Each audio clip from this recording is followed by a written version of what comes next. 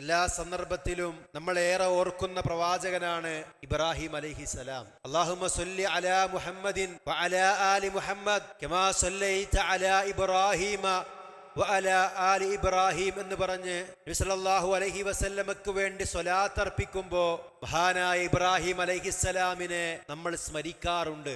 സ്വലാത്ത് നമ്മുടെ നമസ്കാരത്തിലും അതുപോലെ തന്നെ മറ്റു സന്ദർഭങ്ങളിലും നമ്മൾ ചൊല്ലാറുണ്ട്. മയ്യത്ത് നമസ്കാരത്തിനു പോലും ഇബ്രാഹിമിയ സ്വലാത്ത് നമ്മൾ നിർവഹിച്ചുകൊണ്ടാണ് ആ നമസ്കാരം നമ്മൾ നിർവഹിക്കാറുള്ളത്. ഹജ്ജിന്റെ കാലമാണല്ലോ, ഈ ഹജ്ജിന്റെ സന്ദർഭത്തിൽ പോലും നമ്മൾ കൂടുതൽ ഓർക്കുന്നത് ആരെയാണ്? ഇബ്രാഹിം അലൈഹിസ്സലാമിനെയാണ്.